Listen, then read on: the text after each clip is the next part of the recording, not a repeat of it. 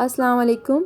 आज मैं बनाऊंगी चिकन चर्सी कढ़ाई। ये बहुत ही मज़ेदार बनती है और बहुत ही जल्दी से भी बन जाती है। इसमें डालने वाले जो अज़्ज़ा होते हैं वो बहुत ही कम और थोड़े मकदार में होते हैं, मतलब 3 मेन इंग्रेडिएंट होते हैं।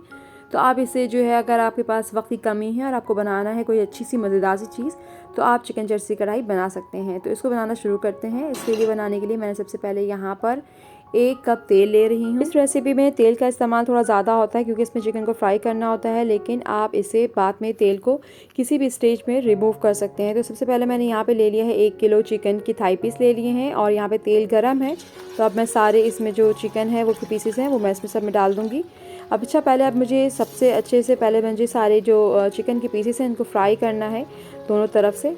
तो ये तेज़ आंच पे है, फुल हीट है इसकी, और इसको मैंने दोनों तरफ से अच्छी तरह से इसको फ्राई कर लूँगी। साथ ही मैं इसमें नमक शामिल कर दूँगी हस्बे ज़रूरत। आप अपने ज़ायक़े के मुताबिक इसमें नमक शामिल कर लें। 3 बड़े साइज़ के मैंने यहाँ पे टमाटर ले लिए हैं, इसे 20 से हाफ़ कर लिया है। इसको अगर वज़न में देखें तो ये 600 ग्राम है। और साथ ही मैं यहाँ पे इस्तेमाल करूँगी 6 से 7 हरी मिर्चें। हरी मिर्चें जो हैं वो आप अपने ज़ायक़े के मुताबिक कम या ज़्यादा कर सकते हैं। चिकन को मैंने सिर्फ नमक डाल करके इसे 5 से 6 मिनट तक मैंने इसको अच्छी तरह से फ्राई कर लिया है। और अब मैं यहाँ पे ले रही हूँ लहसुन का पेस्ट लिया है 1 टेबल स्पून। साथ ही मैंने इसमें शामिल किया है 2 टेबल स्पून पानी। तो बस इसको अब मैं शामिल कर दूँगी चिकन में और चिकन को फिर मैं अच्छी तरह चला लूँगी।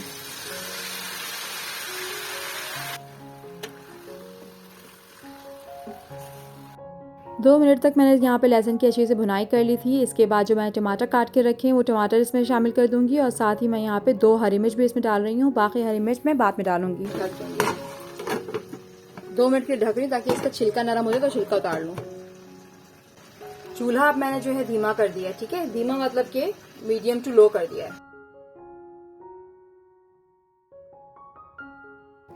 टमाटर यहाँ पे सारे गल गए, तो बस इसका सबका मैंने छिलका उतार दिया। चमचे की मदद से छिलका उतार लें और बस इसको फिर टमाटर गले हुए तो हैं ही, उसको जो है चिकन के साथ अच्छी तरह से मिक्स कर लें।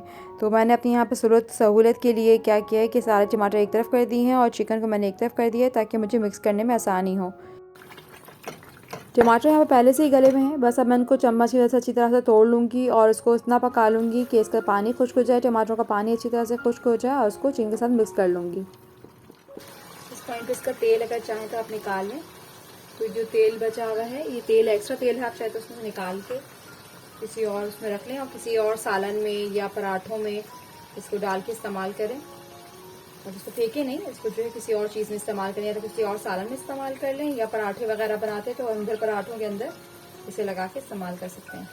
चर्सी कढ़ाई यहाँ पे तकरीबन तैयार है। बस अब आखिर में इसमें डाल रही हूँ मैं हरी मिर्च। जो मेरे पास हरी मिर्च बची हुई थी वो मैंने इसको 20 से चाक कर लिया है। अगर आपको तेज़ पसंद नहीं है तो आप इसको साबित भी डाल सकते हैं। और थोड़ा सा शामिल करूँगी इसमें बारीक कटा हुआ अदरक। और अब बस अब मैं आखिर में इसमें शामिल करूँगी काली मिर्च। तो यहाँ पे मैंने 1 टीस्पून ताज़ी कुटी हुई काली मिर्च ले ली है। इसको मैंने अभी कूटा है, और आप भी ताज़ी कुटी हुई काली मिर्च डालें तो इससे कढ़ाई का जो फ्लेवर है बहुत ही अच्छा आएगा।